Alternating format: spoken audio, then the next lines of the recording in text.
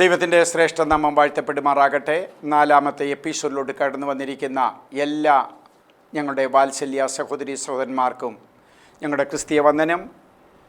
ഈ programme sponsor ചെയ്യുന്ന Kuwait മംഗഫിലുള്ള assemblies God ചർച്ചിലെ എല്ലാ വിശ്വാസികൾക്കും ഞങ്ങളുടെ നന്ദി വന്ദനം ഞങ്ങൾ അറിയിക്കുന്നു. കർത്താവിൻ്റെ വചനം അനേകരിൽ എത്തിക്കുവാൻ നിങ്ങൾ കാണിക്കുന്ന വലിയ താല്പര്യത്തിനായി നന്ദി.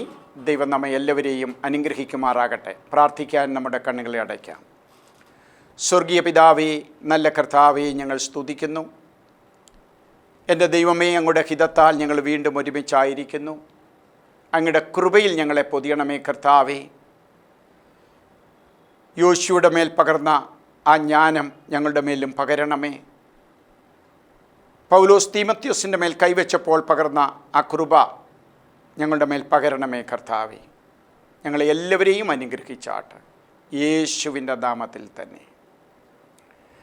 കഴിഞ്ഞ എപ്പിസോഡിൽ നമ്മൾ പഠിച്ചത് കണക്കുകൾ എങ്ങനെ പഠിക്കണം, അധ്യായ സംബന്ധമായ കണക്കുകൾ, പുതിയ നിയമത്തിലെ വാക്യങ്ങളും സമാഗമന കൂടാരത്തിന് ആയി ഉപയോഗിച്ചിട്ടുള്ള വാക്യങ്ങളും തമ്മിലുള്ള ബന്ധങ്ങൾ, പുതിയ നിയമത്തിലെ അധ്യായങ്ങളും സമാഗമന കൂടാരത്തിന് വേണ്ടി ഉപയോഗിച്ചിട്ടുള്ള 13 അധ്യായങ്ങൾ അത് തമ്മിലുള്ള ബന്ധം, അത് കർത്താവിൻ്റെ സപ്തവർണ്ണ മഹിമയുടെ അർത്ഥമെന്ന് നമ്മൾ പഠിക്കുവാനിടയായി. അതിനുശേഷം പുതിയ നിയമത്തിലെ അധ്യായങ്ങളെ സമാഗമന കൂടാരത്തിന് വേണ്ടി ഉപയോഗിച്ചിരിക്കുന്ന 13 അധ്യായങ്ങൾ കൊണ്ട് ഭാഗിക്കുമ്പോൾ 20 എന്ന സംഖ്യ കിട്ടുമെന്നും അതിൻ്റെ അർത്ഥങ്ങളും ഒക്കെ ചിന്തിക്കുവാൻ ദൈവം നമുക്ക് അവസരം തന്നു. ഇനിയും ഈ എപ്പിസോഡിൽ നമ്മൾ ചിന്തിക്കുവാൻ ആഗ്രഹിക്കുന്നത്, അല്ലെങ്കിൽ കൂടാരത്തിലേക്ക് നമ്മൾ എത്തുവാനുള്ള യാത്രാ വഴികൾ, അല്ലെങ്കിൽ ഈ കാലഘട്ടം, ഇതിനു മുൻപുള്ള ആ കാലഘട്ടത്തെക്കുറിച്ച് ചിന്തിക്കുവാനാണ് ആഗ്രഹിക്കുന്നത്. പ്രമാണം കൊടുക്കാനായി ദൈവം മോശയെ പർവ്വതത്തിലേക്ക് വിളിക്കുന്നു. പുറപ്പാട് പുസ്തകം 24-12 വാക്യത്തിലാണ് നമുക്കത് കാണുവാൻ കഴിയുന്നത്. പക്ഷേ അവിടെ ഒരു മർമ്മം നമുക്ക് കാണുവാൻ കഴിയും. വിളിക്കുന്നത് മോശയാണെങ്കിലും എഴുന്നേൽക്കുന്നത് യോശുവ കൂടെയാണ്. പുറപ്പാട് പുസ്തകം 24-13 വായിച്ച് കേൾപ്പിക്കുന്നു. അങ്ങനെ മോശയും അവൻ്റെ ശുശ്രൂഷക്കാരനായ യോശുവയും എഴുന്നേറ്റ്. Price the Lord. വിളിച്ചത് മോശയെ മാത്രമാണ്, പക്ഷെങ്കിൽ യോശുവ കൂടെ എഴുന്നേറ്റു. എന്താ അതിൻ്റെ കാര്യം? പ്രിയ ദൈവത്തിൻ്റെ ജനമേ, പ്രൈസ് ദി ലോർഡ്. നമ്മൾ ഒരു ശുശ്രൂഷയിൽ നിൽക്കുമ്പോൾ എല്ലാവരും ഒരുപോലെ ഒരുക്കമുള്ളവരായിരിക്കണം. ഒരു സഭയാണെങ്കിൽ പാസ്റ്റർ മാത്രം പോരാ, കമ്മിറ്റി അംഗങ്ങളും വിശ്വാസികളും എല്ലാം തികഞ്ഞ ഒരുക്കത്തോടു കൂടിയായിരിക്കണം. മോശയെ ദൈവം വിളിക്കുമ്പോൾ മോശ മാത്രം പോയാൽ പോരെ, ഞാനപ്പം റെസ്റ്റ് എടുക്കട്ടെ എന്നുള്ള ചിന്തയല്ലായിരുന്നു യോശുവയ്ക്ക്. യോശുവയും എഴുന്നേറ്റു. ഏതൊരു പ്രസ്ഥാനവും, ഏതൊരു സഭയും, ദൈവത്തിൻ്റെ ഏതൊരു വേലയുമാകട്ടെ, ഒരു സംഘടനയാകട്ടെ, ഒരാൾ പിൻപോട്ട് പോയാൽ അതിൻ്റേതായ വീഴ്ച അവിടെ ഉണ്ടാകും. യോശുവ കൂടി എഴുന്നേറ്റത് കൊണ്ട് ഒരു മർമ്മം ഈ കൂടാരത്തിൽ വെളിപ്പെടുന്നുണ്ട്.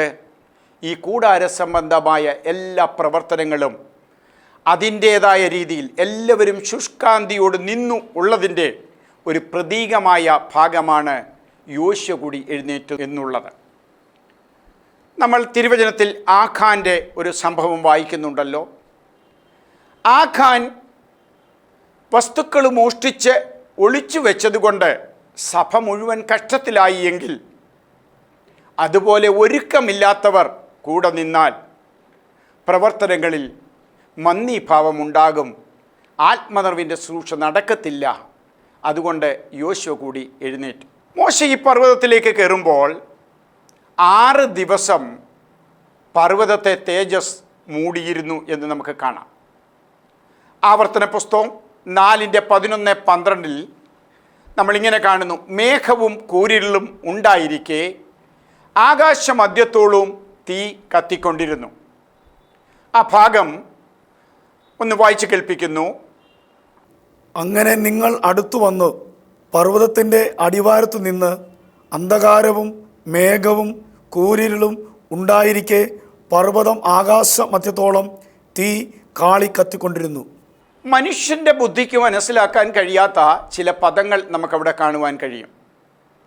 അന്ധകാരവും കൂരിരുളും ഉണ്ടായിരിക്കെ ആകാശമധ്യത്തോളം തീ കത്തിക്കൊണ്ടിരുന്നു. ഇത്ര വലിയ തീ അവിടെ കത്തിക്കൊണ്ടിരിക്കുകയും തീയുടെ നടുവിൽ നിന്ന് യഹോവയാം ദൈവം മോശയോട് സംസാരിക്കുകയും ചെയ്യുമ്പോൾ അതെങ്ങനെ നമുക്ക് മനസ്സിലാക്കാൻ കഴിയും? എബ്രായ ലേഖനം 12:18 വാക്യത്തിലേക്ക് വരുമ്പോൾ, സ്ഥൂലമായതും തീ കത്തുന്നതുമായ പർവ്വതം, മേഘതമസ്, കൂരിരുട്ട്, കൊടുങ്കാറ്റ്, കാഹളനാദം, വാക്കുകളുടെ ശബ്ദം ഇവയുടെ മധ്യത്തിലല്ലല്ലോ, ഇവിടെ അടുക്കലല്ലല്ലോ നിങ്ങൾ എത്തിയിരിക്കുന്നത് എന്ന് അവിടെയും പരിശുദ്ധാത്മാവ് വെളിപ്പെടുത്തുന്നു. സ്ഥൂലവും തീ കത്തുന്നതുമായ പർവ്വതം മുഴുവൻ ആളിക്കത്തിക്കൊണ്ടിരുന്നു എന്ന് തിരുവചനത്തിൻ്റെ ചില ഭാഗങ്ങൾ നമുക്ക് കാണാം. ഇവിടെ നമ്മൾ കണ്ടത് ആകാശമധ്യത്തോളം തീ കത്തിക്കൊണ്ടിരുന്നു. ആ തീയുടെ വർണ്ണനയെക്കുറിച്ചൊന്ന് പറയുമ്പോൾ 10,000 കോടി വെൽഡിങ് മെഷീനിൽ വെൽഡിങ് ചെയ്യുമ്പോൾ ഉണ്ടാകുന്ന ജ്വാല പോലെ ജ്വലിക്കുന്ന ജ്വാല, 10,000 സൂര്യൻ കത്തി നിന്നാൽ ഉണ്ടാകാത്ത ജ്വാല, ആ ജ്വാലയുടെ വർണ്ണനയാണ് അവിടെ നമുക്ക് കാണുവാൻ കഴിയുന്നത്. സ്ഥൂലമായതും തീ കത്തുന്നതുമായ പർവ്വതം, മേഘതമസ്, കൂരിരുട്ട്, കൊടുങ്കാറ്റ്, കാഹളശബ്ദം. കഴിഞ്ഞ ദിവസം ഞാൻ ഓർപ്പിച്ചതുപോലെ കൽപ്പനാധ്യായങ്ങൾക്കും അനുസരണാധ്യായങ്ങൾക്കും ഇടയിൽ ലംഘനാധ്യായങ്ങൾ ദൈവം വെച്ചതുപോലെ ഒരാഴമായ മർമ്മം ഇതിനകത്ത് ദർശിക്കാൻ കഴിയത്തില്ലേ? പിന്നീടുള്ള എപ്പിസോഡുകളിൽ ഞാനത് വിവരിക്കേണ്ടത് കൊണ്ട് ഞാനിവിടെ ചുരുക്കിപ്പോകട്ടെ. കൂരിരുട്ടുണ്ടാകും, കൊടുങ്കാറ്റുണ്ട്, കാഹളനാദം കേൾക്കാം, വാക്കുകളുടെ ശബ്ദം അവിടെ ഉണ്ടായിരുന്നു. അവിടെ നിന്നാണ് യഹോവ മോശയോട് സംസാരിക്കുന്നത്. മനുഷ്യൻ്റെ ബുദ്ധിക്കൊരിക്കലും മനസ്സിലാക്കാൻ കഴിയത്തില്ല. പക്ഷെ ശ്രദ്ധിക്കണമേ ദൈവത്തിൻ്റെ ജനമേ, അങ്ങയുടെയും എൻ്റെയും പ്രവർത്തനങ്ങളുടെ മധ്യത്തിൽ കൂരിരുട്ടിൻ്റെയും അവസ്ഥയുണ്ടാകും. ഈ ഭൂമിയിൽ നാം ആയിരിക്കുമ്പോൾ കൂരിരുട്ടിൻ്റെ അവസ്ഥ ഇവിടെ ഉണ്ട്. അതുകൊണ്ടാണ് പിശാചിന് പറയുന്നത്, നീ എന്നെ നമസ്കരിച്ചാൽ ഇതെല്ലാം ഞാൻ നിനക്ക് തന്നേക്കാം. പിശാചിൻ്റെ ഒരു പ്രവർത്തനം. അതുകൊണ്ടാണ് പിശാചി പറഞ്ഞത്, സമയത്തിനു മുൻപേ ദണ്ഡിപ്പിക്കാൻ വന്നു. ഭൂമിയിലാക്കിയിരിക്കുന്ന മനുഷ്യവർഗത്തിന് കൂരിരുട്ടിൻ്റെ അവസ്ഥ എപ്പോഴുമുണ്ട്. പ്രശ്നങ്ങളുണ്ട്, പ്രതികൂലങ്ങളുമുണ്ട്. അതിൻ്റെ മധ്യത്തിൽ ആത്മാവിൻ്റെ നിറവിൽ തീയുടെ കത്തുന്ന അനുഭവമുണ്ട്. അതിനകത്തിരുന്ന് ദൈവത്തിൻ്റെ വചനത്തെയും ദൈവത്തോട് നാം ബന്ധപ്പെടുന്നെങ്കിൽ ആത്മാവിൽ നിറഞ്ഞു നിന്ന് ദൈവത്തിൻ്റെ ഇടപാടുകളും ദൈവത്തിൻ്റെ ഷെക്കിനയുടെ അനുഭവങ്ങളും നമുക്ക് രുചിച്ചറിയുവാൻ കഴിയും. എൻ്റെ ക്രിസ്തീയ ജീവിതത്തിൽ കഴിഞ്ഞ 30 വർഷത്തെ പഠനത്തിൽ ദൈവത്തിന് സ്തോത്രം, അനേക സമയങ്ങളിൽ ഇങ്ങനെയുള്ള അനുഭവങ്ങളിൽ കൂടി ഞാൻ കടന്നു പോയിട്ടുണ്ട്. പിശാചിൻ്റെ പോരാട്ടങ്ങളും കൂരിരുട്ടിൻ്റെ അനുഭവങ്ങളും ഉണ്ടാകുമ്പോഴും ഏകാന്തതയുടെ അനുഭവത്തിൽ, ആത്മനിറവിൻ്റെ അനുഭവത്തിൽ, ദൈവ തേജസ്സിൻ്റെ അനുഭവത്തിൽ ദൈവവുമായി ബന്ധപ്പെടുന്നുവെങ്കിൽ ആത്മാവിൽ ദൈവത്തെ രുചിച്ചറിയുവാൻ പലപ്പോഴും നമുക്ക് കഴിയും. എനിക്കും അത് കഴിഞ്ഞിട്ടുണ്ട്. ഈ സംഭവം അവിടെ നടക്കുമ്പോൾ ശ്രദ്ധിക്കണമേ, അവിടെ നടന്നത് ഒന്ന്, യഹോവയുടെ തേജസ്. അതിനെക്കുറിച്ച് ദൈവവചനം ഇങ്ങനെ പറയുന്നു, സ്പർശിക്കാമെന്ന വസ്തു. യഹോവയുടെ തേജസ് സ്പർശിക്കാമെന്ന വസ്തു എന്ന് പറയുമ്പോൾ മനസ്സിലാക്കാൻ വേണ്ടി ഞാനൊരു കാര്യം പറയാം. വെള്ളത്തെ സ്പർശിച്ചാൽ അത് ലളിതമാണ്. പക്ഷെങ്കിൽ വെള്ളം നമ്മൾ ഫ്രീസറിൽ വെച്ച് കട്ടിയായി അത് ഐസാകുന്ന ആ ഒരു പ്രോസസ്സിങ്ങിലേക്ക് വരുമ്പോൾ ആ വെള്ളത്തെ തൊട്ട് നമുക്ക് മനസ്സിലാക്കാം. ദൈവത്തിന് സ്തോത്രം, അത് സ്പർശനം മനസ്സിലാക്കാൻ കഴിയും. ദൈവത്തിന് സ്തോത്രം എന്ന് പറഞ്ഞതുപോലെ യഹോവയുടെ തേജസ് ഘനമുള്ള തേജസ്സാണ്. ഇതിനെക്കുറിച്ചാണ് പൗലോസ് അപ്പോസ്തലൻ പറയുന്നുണ്ട് കൊരിന്ത്യ ലേഖനത്തിൽ, തേജസ്സിൻ്റെ നിത്യഘനം പ്രാപിപ്പാൻ. ദൈവത്തിന് സ്തോത്രം, സ്പർശിക്കാമെന്ന വിധത്തിലുള്ള തേജസ് പുതിയ നിയമവിശ്വാസികൾ പ്രാപിക്കും. അതുകൊണ്ടാണ് ഇവിടെ സ്പർശിക്കാമെന്ന തേജസ്, വസ്തു പോലെ തേജസ് എന്ന് കാണുവാൻ കഴിയുന്നത്. രണ്ടാമത്, ഉയരത്തിൽ കത്തിയ തീ നമുക്കവിടെ കാണുവാൻ കഴിയും. പുറപ്പാട് 24:17 ആവർത്തനം 4:17 നമുക്കത് കാണുവാൻ കഴിയും. മൂന്നാമത്, കൊടുങ്കാറ്റടിച്ചതായിട്ട് കാണുന്ന എബ്രായർ 12:18. നാലാമത്, കാഹളനാദം എബ്രായർ 12:18. അഞ്ചാമത്, വാക്കുകളുടെ ശബ്ദം എബ്രായർ 12:18. ഇതേ മരുഭൂമിയിൽ സ്ഥാപിച്ച സഭയുടെ സമയത്തെ അവസ്ഥയായിരുന്നുവെങ്കിൽ കൃപായുഗ സഭ അല്ലെങ്കിൽ പെന്തക്കോസ്തു നാളിലെ സഭയുടെ സ്ഥാപന സമയത്തും ഇത് മുഴുവൻ നടന്നിരുന്നു എന്ന് നമുക്ക് കാണുവാൻ കഴിയും. വീട് മുഴുവൻ തേജസ് കൊണ്ട് നിറഞ്ഞിരുന്നു. മരുഭൂമിയിലെ സഭാസ്ഥാപന സമയത്ത് തേജസ്സിൻ്റെ ഒരു നിത്യഘനമുണ്ടായിരുന്നെങ്കിൽ പുതിയ നിയമസഭയുടെ സഭാസ്ഥാപന സമയത്തും തേജസ് കൊണ്ട് മൂടപ്പെട്ടിരുന്നു. KCBC ബൈബിൾ അതിങ്ങനെ കാണുന്നു, വീട് മുഴുവൻ തേജസ് കൊണ്ട് നിറഞ്ഞിരുന്നു. അപ്പോസ്തലപ്രവൃത്തി 2:2. രണ്ടാമത്, മരുഭൂമിയിലെ സഭാസ്ഥാപന സമയത്ത് തീജ്വാല ഉണ്ടായിരുന്നുവെങ്കിൽ കൃപായുഗ സഭാസ്ഥാപന സമയത്ത് അഗ്നിജ്വാല പോലെ പിളർന്നിരിക്കുന്ന നാവുകൾ അവിടെ നമുക്ക് കാണുവാൻ കഴിയുന്നു. അപ്പോസ്തലപ്രവൃത്തി 2:3. മരുഭൂമിയിലെ സഭ സ്ഥാപിച്ചപ്പോൾ കൊടുങ്കാറ്റുണ്ടായിരുന്നെങ്കിൽ അപ്പോസ്തലപ്രവൃത്തി 2:2 പുതിയ നിയമസഭ സ്ഥാപിക്കുമ്പോഴും പെന്തക്കോസ്ത് നാളിൽ കൊടിയ കാറ്റടിച്ചതായിട്ടും നമുക്ക് കാണുവാൻ കഴിയുന്നു. മരുഭൂമിയിലെ സഭാ സ്ഥാപന സമയത്ത് കാഹളത്തിൻ്റെ മുഴക്കമുണ്ടായിരുന്നുവെങ്കിൽ, അല്ലെങ്കിൽ പെന്തക്കോസ്ത് നാളിൽ സഭാസ്ഥാപന സമയത്ത് അപ്പോസ്തലപ്രവൃത്തി 2:2 നമുക്ക് കാണുവാൻ കഴിയുന്നു, അന്യഭാഷകളിൽ ഉള്ള സംസാരമുണ്ടായിരുന്നു. മരുഭൂമിയിലെ സഭയും കൃപായുഗത്തിലെ സഭയും സ്ഥാപന സമയങ്ങളിൽ ഒരുപോലെയുള്ള പ്രവർത്തനങ്ങൾ നടന്നു. ദൈവത്തിൻ്റെ ഒരുപോലെയുള്ള പ്രവർത്തനങ്ങൾ അവിടെ നടന്നതായിട്ട് നമുക്ക് കാണുവാൻ കഴിയുന്നു. ദൈവത്തിന് സ്തോത്രം. ഇനിയും ചില കണക്കുകളിലേക്ക് ഞങ്ങൾ പെട്ടെന്ന് കടന്നു വരട്ടെ. ഈ കൂടാരത്തിലേക്ക് എത്തുവാൻ ഉള്ള കാലത്തെക്കുറിച്ച് അല്പമായി ചിന്തിച്ചിട്ട് മുൻപോട്ട് പോകാൻ ആഗ്രഹിക്കുകയാണ്. ആദം മുതൽ ജലപ്രളയം വരെ 1656 വർഷമെന്ന് നമുക്ക് കാണുവാൻ കഴിയും. എൻ്റെ ഈ ബൈബിളിൽ ഞാനത് മുഴുവൻ കൂട്ടിവെച്ചിട്ടുണ്ട്. ദൈവത്തിന് സ്തോത്രം. ഈ ബൈബിളിൽ നിന്നും ഇത് മുഴുവൻ നമുക്ക് കൂട്ടിയെടുക്കാമെന്നതാണ്. Praise the lord. ആദം മുതൽ ജലപ്രളയം വരെ 1656 വർഷം. വെള്ളപ്പൊക്കം അല്ലെങ്കിൽ ജലപ്രളയം മുതൽ അബ്രഹാമിൻ്റെ ജനനം വരെ 292 വർഷമെന്ന് കാണാം. അബ്രഹാമിൻ്റെ ജനനം മുതൽ അബ്രഹാമിന് വാഗ്ദത്തം ലഭിച്ചതുവരെ 75 വർഷമെന്ന് നമുക്ക് കാണാം. അബ്രഹാമിന് വാഗ്ദത്തം ലഭിച്ചതു മുതൽ ന്യായപ്രമാണം വരെ 430 വർഷമെന്ന് ഗലാത്യ ലേഖനത്തിൽ നിന്നും നമ്മൾ വായിക്കുന്നു. തിരുവചനത്തിലെ ഇങ്ങനെയുള്ള കണക്കുകൾ പല സ്ഥലത്തും വായിക്കുമ്പോൾ ഏകദേശം എന്ന പദം ഉപയോഗിച്ചിട്ടുണ്ട്. അപ്പോസ്തലപ്രവൃത്തി 1-ാം അധ്യായത്തിൽ പെന്തക്കോസ്ത് നാളിൽ കൂടി വന്നവരുടെ കണക്ക് പറയുമ്പോൾ ഏകദേശം 120 പേർ എന്നവിടെ പറയുന്നു. എന്താണ് ഏകദേശം എന്ന പദം ഇവിടെയൊക്കെ ഉപയോഗിക്കുന്നത്? എന്തുകൊണ്ടെന്ന് ചോദിച്ചാൽ, മോശയുടെ ശരീരത്തിനു വേണ്ടി അവകാശം പറഞ്ഞ പിശാച് അവൻ്റെ പ്രവർത്തനം ഈ ഭൂമിയിലുള്ളപ്പോഴും അവന് ചിലതൊക്കെ അവകാശം പറയുവാൻ ഉണ്ടാകുന്നത് കൊണ്ടും അതുണ്ടാകാതിരിപ്പാൻ പരിശുദ്ധാത്മാവ് ഒരു മാതൃക തന്നിരിക്കുന്നു. ഏകദേശം കൂട്ടി പറയുന്നത് നല്ലത്. ഏകദേശം 430 വർഷം എന്ന് പൗലോസ് അപ്പോസ്തലൻ പറയുമ്പോൾ, ഏകദേശം 120 പേരുള്ള സംഘം എന്ന് പറയുമ്പോൾ ദൈവത്തിൻ്റെ പരിശുദ്ധാത്മാവിന് അവിടെ തെറ്റിയിട്ടല്ല. നമ്മുടെ കണക്കുകളിൽ ഞാൻ ഇത്ര പേരെ സ്നാനപ്പെടുത്തി, ഞാൻ ഇത്ര കൺവെൻഷൻ നടത്തി, ഞാൻ ഇത്ര പരസ്യോഗം നടത്തി എന്നൊക്കെ പറയുമ്പോൾ ഓർക്കണമേ, ആ വാക്കുകളിൽ പിടിച്ച് പിശാച് നമ്മളെയും അവകാശം പറയുവാൻ ഇടവരാതിരിവണ്ണം നമ്മളും അവിടെയൊക്കെ സൂക്ഷിച്ച് സംസാരിക്കുന്നത് നല്ലത് എന്നൊരു മാതൃക അവിടുന്ന് നമുക്ക് പഠിക്കുവാൻ കഴിയും.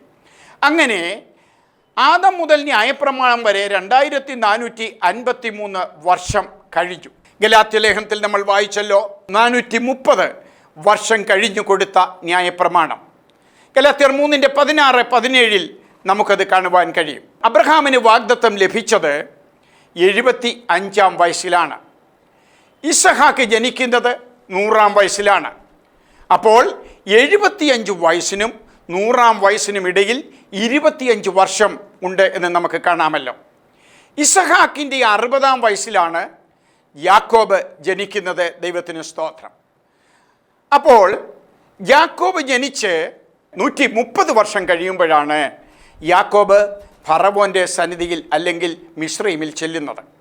അങ്ങനെ 25 പ്ലസ് 60 പ്ലസ് 130 കൂട്ടുമ്പോൾ 215 വർഷമെന്ന് നമുക്ക് കാണുവാൻ കഴിയും. ഗലാത്യലേഖനം 3:16-17 ദൈവത്തിൻ്റെ ആത്മാവ് വ്യക്തമായും പറയുന്നു 430 വർഷം കഴിഞ്ഞ് ലഭിച്ച ന്യായപ്രമാണം.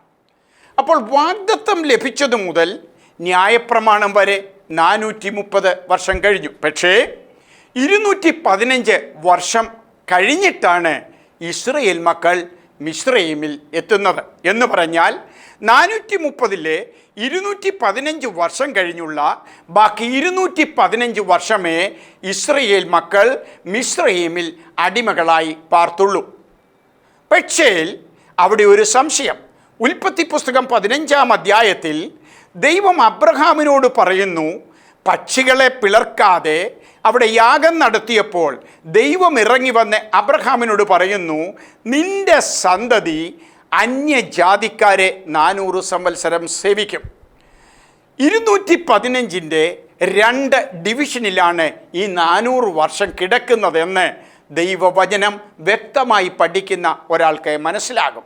എങ്ങനെയാണ് ഈ 400 സംവത്സരത്തിൻ്റെ കണക്ക് വരുന്നത്? ഇസഹാക്കിന് 5 വയസ്സുള്ളപ്പോൾ തുടങ്ങിയ ഹാഗാർ സാറ പോരാട്ടത്തിൽ നിന്നാണ് ഈ കണക്ക് വ്യക്തമാകുന്നത്.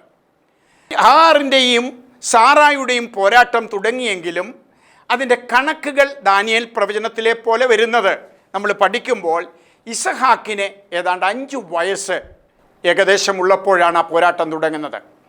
ഇസഹാക്കിൻ്റെ 60 വയസ്സ് കഴിഞ്ഞ് യാക്കോബ് ജനിക്കുമ്പോൾ ആ 60-ലെ 5 വർഷം വലിയ പ്രശ്നങ്ങളില്ലാതെ പോയി. പക്ഷേ 55 വർഷം പിശാചിൻ്റെ പോരാട്ടവും ഭവനത്തിൽ സമാധാനമില്ലാത്ത ഒരു അന്തരീക്ഷമായിരുന്നു.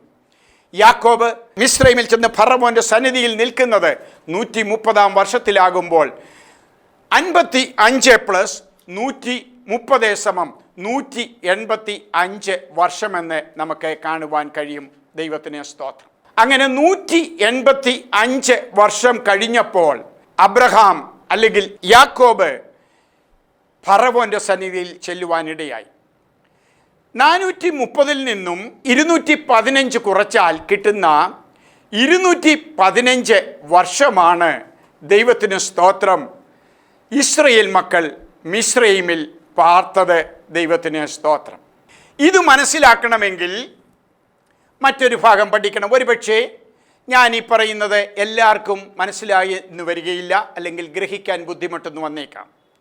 ഇതിന് തിരുവചനത്തിലെ വേറൊരു ഭാഗം ഞാൻ നിങ്ങളുടെ മുൻപിലേക്ക് കൊണ്ടുവരട്ടെ.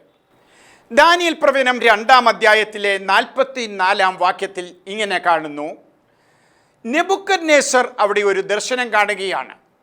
നെബൂഖദ്നേസർ ഒരു ബിംബത്തെ കാണുന്നു. ആ ബിംബത്തിൻ്റെ തല തങ്കം, അതിൻ്റെ നെഞ്ച് വെള്ളി, അതിൻ്റെ അരയും ബാക്കി ഭാഗങ്ങളും താമ്രം, അതിൻ്റെ കാല് ഇരുമ്പ്, അതിൻ്റെ കാൽ പത്തി കളിമണ്ണ് എന്ന് നമുക്ക് കാണുവാൻ കഴിയും. നെബൂഖദ്നേസർ കണ്ട ഈ ബിംബത്തെക്കുറിച്ച് പറഞ്ഞിട്ട് അതിൻ്റെ താഴെ പറയുന്നു, ഈ രാജാക്കന്മാരുടെ കാലത്ത് സ്വർഗത്തിലെ ദൈവം ഒരു കല്ലിനെ ഭൂമിയിലേക്ക് അയക്കും. ദാനിയേൽ പ്രവചനം 2-ാം അധ്യായം 44-ാം വാക്യത്തിൽ നമുക്കത് കാണുവാൻ കഴിയും. ആ ഭാഗം ഞങ്ങളൊന്ന് വായിച്ച് കേൾപ്പിക്കുന്നു. ഈ രാജാക്കന്മാരുടെ കാലത്ത് സ്വർഗസ്ഥനായ ദൈവം ഒരു നാളും നശിച്ചു പോകാത്ത ഒരു രാജ്യത്വം സ്ഥാപിക്കും. ആ രാജ്യത്വം വേറെ ഒരു ജാതിക്കും ഏൽപ്പിക്കപ്പെടുകയില്ല. അത് ഈ രാജ്യത്വങ്ങളെ ഒക്കെയും തകർത്ത് നശിപ്പിക്കുകയും എന്നേക്കും നിലനിൽക്കുകയും ചെയ്യും. ദാനിയേൽ പ്രവചനം ബിംബത്തിൻ്റെ ഭാഗത്ത് കൈതൊടാതെ പറഞ്ഞു വരുന്ന കല്ലിനെ കുറിച്ച് പറയുമ്പോൾ 2:44-ാം വാക്യത്തിൽ ക്ലിയറായി പറയുന്നു, ഈ രാജാക്കന്മാരുടെ കാലത്ത് സ്വർഗത്തിലെ ദൈവം ഒരിക്കലും നശിച്ചു പോകാത്ത ഒരു രാജ്യത്വം സ്ഥാപിക്കും. ഈ രാജാക്കന്മാരെന്ന് പറയുമ്പോൾ ആ ബിംബത്തിൽ കണ്ടതും ദാനിയേൽ പ്രവചനം 7-ാം അധ്യായത്തിൽ കാണുന്ന 4 മൃഗങ്ങളുടെ ദർശനങ്ങളിൽ കൂടി വരുന്ന രാജത്വത്വങ്ങളെക്കുറിച്ചാണല്ലോ. ദാനിയേൽ പ്രവചനം 7-ാം അധ്യായത്തിൽ 4 മൃഗങ്ങളെ കാണുന്നു.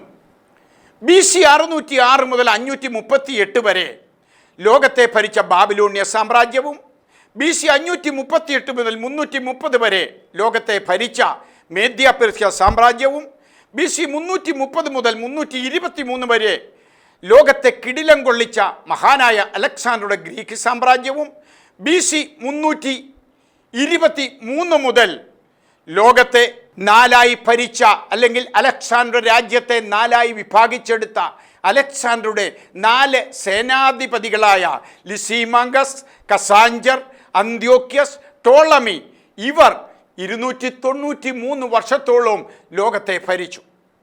BC 30 മുതൽ AD 364 വരെ ഇരുമ്പാകുന്ന തുടയുടെ ഭാഗം വന്നു. ഏകദേശം 394 വർഷം അവർ ഈ ലോകത്തെ ഭരിച്ചു. ദൈവത്തിന് സ്തോത്രം. ഈ രാജാക്കന്മാരുടെ കാലത്ത് എന്ന് പറയുമ്പോൾ BC 4 യേശു ജനിക്കുകയും AD 30 കാലഘട്ടത്തിൽ യേശു ക്രൂശിക്കപ്പെടുകയും ചെയ്യുമ്പോൾ ശ്രദ്ധിക്കണമേ, ഈ രാജാക്കന്മാർ പലരും മരിച്ചുപോയില്ലേ? പിന്നെ എന്തുകൊണ്ടാണ് പരിശുദ്ധാത്മാവ് ഇങ്ങനെ എഴുതിയത്? ഈ രാജാക്കന്മാരുടെ കാലത്ത് കൈതൊടാതെ പറഞ്ഞു വരുന്ന കല്ലാകുന്ന യേശു ഇവിടെ ഒരിക്കലും നശിക്കാത്ത രാജ്യത്വം സ്ഥാപിക്കും. തിബരിയാസ് കൈസറുടെ കാലത്ത് ദൈവത്തിന് സ്തോത്രം ക്രൂശിക്കപ്പെടുന്ന യേശു ക്രിസ്തു പെന്തക്കോസ്തു നാളിൽ ഇവിടെ സഭയാകുന്ന രാജ്യം സ്ഥാപിക്കുകയും ആ രാജ്യമാകുന്ന സഭ പടർന്ന് പന്തലിക്കുകയും ഇനിയും കാഹളനാദം കഴിഞ്ഞ് ഇവിടെ 1000 ആണ്ട് വാഴ്ചയും അതിനുശേഷം ഒരു നിത്യമായ വാഴ്ചയും ഇവിടെ മുൻപോട്ട് കൊണ്ടുപോകുവാൻ എൻ്റെ ദൈവം പദ്ധതി ഇട്ടിരിക്കുമ്പോൾ ഈ രാജാക്കന്മാരുടെ കാലത്തെന്ന് പറയുന്ന ആ രാജാക്കന്മാരെല്ലാം മാനുഷികമായ രാജാക്കന്മാർ മരിച്ചു പോയെങ്കിലും ദൈവത്തിന് സ്തോത്രം, അവിടെ ഉദ്ദേശിച്ചത് പരിശുദ്ധാത്മാവ് അതല്ല. ഈ രാജാക്കന്മാരുടെ മേൽ അധിപതികളായിരുന്ന പൈശാചിക രാജാക്കന്മാരെ ഉദ്ദേശിച്ചാണ് ആ പ്രവചനമെന്ന് ദാനിയേൽ പ്രവചനം വ്യക്തമായി പഠിക്കുന്ന ഒരാൾക്ക് മനസ്സിലാകും. അല്ലെങ്കിൽ സാത്താനും അവൻ്റെ തന്ത്രങ്ങളും എന്ന് പറയുന്ന വിഷയം പഠിക്കുന്നവർക്ക് മനസ്സിലാകും. അപ്പോൾ അബ്രഹാമിനോട് പറഞ്ഞ 400 സംവത്സരം ആക്ഷരിക രാജ്യത്വം മാത്രമായിരുന്നില്ല, പൈശാചിക പോരാട്ടങ്ങൾ. അത് പഠിക്കണമെങ്കിൽ, അത് മനസ്സിലാകണമെങ്കിൽ, അത് മനസ്സിലാക്കാൻ കൂടിയാണ് കർത്താവായ യേശു ക്രിസ്തു ഇങ്ങനെ നമ്മളോട് പറഞ്ഞല്ലോ, പ്രാർത്ഥനയാലും ഉപവാസത്താലും അല്ലാതെ ഈ ജാതി ഒഴിഞ്ഞു പോകത്തില്ല. ഏത് ജാതി? ജാതികൾക്കടിമയാകും, നീ ജാതിക്കടിമയാകുമെന്ന് പറയുമ്പോൾ പൈശാചാകുന്ന ജാതിക്ക് അവൻ്റെ പ്രവർത്തന മണ്ഡലങ്ങളിൽ അടിമയായി പ്രയാസങ്ങളിലും കൂടി അബ്രഹാമിൻ്റെ കുടുംബം കടന്നുപോയി. അത് രണ്ടും കൂടെ ചേർക്കുമ്പോൾ അല്ലെങ്കിൽ 215 2 ഭാഗങ്ങളിലായിട്ട് ആ 400 സംവത്സരം കിടക്കുന്നു. 185 പ്ലസ് 215 സമം 400 സംവത്സരം എന്ന് കാണാം. എന്നാൽ അബ്രഹാമിന് വാഗ്ദത്തം ലഭിച്ചതു മുതൽ ദൈവത്തിന് സ്തോത്രം ന്യായപ്രമാണം വരെ 430 വർഷമെന്ന് നമുക്ക് കാണുവാൻ കഴിയും. മരുഭൂമിയിൽ ഇവർ 40 വർഷമായിരുന്നു. ശൗമേൽ വരെ 450 വർഷമെന്നും ശൗമേലിൻ്റെ കാലം 21 വർഷമെന്നും ശൗലിൻ്റെ കാലം 40 വർഷമെന്നും ദാവീദിൻ്റെ കാലം 40 വർഷമെന്നും ശലോമോൻ്റെ 10-ാം വർഷം ദേവാലയ പ്രതിഷ്ഠ നടന്നുവെന്നും അങ്ങനെ 3054 വർഷം കഴിഞ്ഞപ്പോൾ ദേവാലയ പ്രതിഷ്ഠ നടന്നുവെന്നും നമുക്ക് മനസ്സിലാക്കാൻ കഴിയും. Price the Lord. എന്ന് പറഞ്ഞാൽ ന്യായപ്രമാണം ലഭിച്ചതിന് ശേഷം ഏകദേശം 601 വർഷമോ അല്പം കൂടിയോ ഈ പെട്ടകത്തെക്കുറിച്ചുള്ള വിവരം നമുക്ക് ലഭിക്കുന്നുണ്ട്. എന്നാൽ അതിനുശേഷം ഈ പെട്ടകത്തെക്കുറിച്ചുള്ള വിവരം നമുക്ക് ലഭിക്കുന്നില്ല. ഈ പെട്ടകത്തെക്കുറിച്ച് 601 വർഷത്തെ വിവരങ്ങൾ നമുക്ക് ലഭിക്കുമ്പോൾ അതിനുശേഷം ഈ പെട്ടകത്തെക്കുറിച്ചുള്ള വിവരങ്ങൾ നമുക്ക് ലഭിക്കുന്നില്ല. ഇവിടെ ഒരു കാര്യം കൂടി മനസ്സിലാക്കണമേ. ആദം മുതൽ ന്യായപ്രമാണം വരെ, പ്രൈസ് ദി ലോർഡ്, ഉള്ള വർഷക്കണക്കുകൾ ഇവിടെ നമ്മൾ പഠിച്ചു. ഇതിനിടയിൽ ഉള്ള ഡിവിഷനുകളും നമ്മൾ ചിന്തിച്ചു. ഇത്രത്തോളം കാലം പിശാച് ജനത്തെ തകർക്കുവാൻ നോക്കിയതുകൊണ്ട്, തെറ്റിച്ചതുകൊണ്ട് സകല ജാതികളും പാപത്തിലായി. അതാണ് ആവർത്തന പുസ്തകത്തിൽ നമ്മൾ പഠിച്ചത്. നിന്റെ ഗുണം കൊണ്ടല്ല, മറ്റ് ജാതികൾ തെറ്റിപ്പോയത് കൊണ്ട്, പിശാചിൻ്റെ കെണിയാൽ, നിമ്രോദിൻ്റെ പദ്ധതിയാൽ, സെമീറാമീസാകുന്ന ചന്ദ്രദേവിയുടെ ആരാധനയിൽ നിന്നും ലോകത്തിന് ഇഷ്ടമായ വിധത്തിലുള്ള ആരാധന, അലങ്കാരങ്ങൾ അവരുടെ ആരാധനയിൽ ഉള്ളതുകൊണ്ടും ജനം അവിടേക്ക് ആകർഷിക്കപ്പെട്ടു. സൂര്യദേവനാകുന്ന തമ്മൂസിൻ്റെ ആരാധന പ്രബലപ്പെട്ടു. അനേകർ വിശ്വാസത്തിൽ നിന്ന് മാറ്റപ്പെട്ടു. അങ്ങനെ കാലം കഴിഞ്ഞു പോയപ്പോൾ ദൈവം മോശയെ വിളിച്ചിട്ട് പറയുന്നു, ഈ ജനത്തിൻ്റെ നടുവിൽ ഞാൻ വസിക്കാം. ഈ ലോകം പിശാചിൻ്റെ അധീനതയിലാണ്. ഇവിടെ സകലവിധ മ്ലേച്ഛതകളുമുണ്ട്. മ്ലേച്ഛതകളില്ലെങ്കിൽ ഒരു നീതിയുള്ള, ഒരു വിശുദ്ധയുള്ള ജനത്തെ എങ്ങനെ തിരഞ്ഞെടുക്കാൻ കഴിയും? ആ മ്ലേച്ഛതകളെ അതിജീവിച്ച് ദൈവത്തിൻ്റെ ഇഷ്ടത്തിൻ്റെ പരിജ്ഞാനം, കൊലോസ്യർക്ക് നമ്മൾ വായിക്കുന്നത് പോലെ ആ പരിജ്ഞാനത്തിൽ നിറഞ്ഞവരായി, എഫേസ്യ ലേഖനത്തിൽ നമ്മൾ പഠിച്ചതുപോലെ ദൈവത്തിൻ്റെ മെഷറോളം ആ വളർന്ന് ആ ദൈവത്തിൻ്റെ മെഷർ വരെ എത്തുവാൻ ദൈവമായ കർത്താവ് നമുക്ക് കൃപ തരട്ടെ. ഇവിടെ ഒരു ഭാഗം കൂടി ഞാൻ പെട്ടെന്ന് അവസാനിപ്പിക്കുന്നു. പുറപ്പാട് പുസ്തകം 31-7 മുതൽ 11 വരെ ഒരു ഭാഗം കാണാം. അവിടെ ഒരു സമാഗമന കൂടാരത്തെ കാണാം. ഈ കൂടാരം പാളയത്തിന് പുറത്ത് അല്പദൂരം മാറ്റി മോശെ അടിച്ച കൂടാരമാണ്. നൂൻ്റെ മകൻ യോശുവ അവിടെ ശുശ്രൂഷക്കാരനായിരുന്നു. അവിടെ യോശുവയെക്കുറിച്ച് ഇങ്ങനെ പറയുന്നു, അവൻ കൂടാരത്തെ വിട്ട് പിരിയുമായിരുന്നില്ല. ഈ കൂടാരം സമാഗമന കൂടാരത്തിൻ്റെ കൽപ്പന അധ്യായമായ 25, 26, 27 കഴിഞ്ഞിട്ടും അനുസരണ അധ്യായമായ 36, 37, 38 മുൻപുമായിട്ട് വന്ന 31 അധ്യായത്തിലാണ്. ഈ കൂടാരം പൊരുള് ഉള്ള കൂടാരമല്ല, നിഴല് ഉള്ള കൂടാരമല്ല. ഇത് മോശയ്ക്ക് തൽക്കാലം ഇരുന്ന് ദൈവത്തിൻ്റെ മുഖാമുഖത്തോട് നോക്കി സംസാരിക്കുവാൻ ടെമ്പററിയായി അടിച്ചൊരു കൂടാരമാണ്. ഇതിന് സമാഗമന കൂടാരമെന്ന പേരുണ്ടായിരുന്നു. പക്ഷേ ഈ കൂടാരം, യഥാർത്ഥമായ കൂടാരം വന്നു കഴിഞ്ഞപ്പോൾ അത് പിന്നെ ഉണ്ടായിരുന്നില്ല. മോശ അതിനകത്തിരുന്ന് ദൈവത്തോട് മുഖാമുഖമായി സംസാരിക്കുമായിരുന്നു. നൂൻ്റെ മകനായ യോശുവ ശുശ്രൂഷകനായി നിന്നപ്പോൾ കൂടാരത്തെ അവൻ വിട്ടുപിരിയുമായിരുന്നില്ല. അതിൻ്റെ അർത്ഥം നാം ദൈവത്തിൻ്റെ ജനമാണ്, ദൈവത്തിൻ്റെ മന്ദിരമാണ്. ഒരിക്കൽ പോലും ദൈവത്തിൻ്റെ മന്ദിരത്തിൻ്റെ വ്യവസ്ഥയെ വിട്ടുപിരിയുവാൻ ശുശ്രൂഷക്കാരെ, ദൈവമക്കളെ, നമുക്കധികാരമില്ല. കാരണം നാം വിളിച്ചവൻ്റെ സൽഗുണങ്ങളെ ഘോഷിക്കുവാൻ തിരഞ്ഞെടുത്ത ജാതിയും രാജകീയ പുരോഹിത വർഗവും വിശുദ്ധ വംശവുമാണ്. ഈ എപ്പിസോഡ് ഞങ്ങളിവിടെ അവസാനിപ്പിക്കട്ടെ. എല്ലാ പ്രേക്ഷകരെയും നന്ദിയോടെ ഞങ്ങൾ വന്ദനം പറയുന്നു. ദൈവം നമ്മെ എല്ലാവരെയും അനുഗ്രഹിക്കുമാറാകട്ടെ. എൻ ഹൃദയവേദന അറിഞ്ഞ നാഥ, നീയല്ലാതെ എനിക്കാരുള്ളൂ. എൻ്റെ ഏകാന്തതയിലെ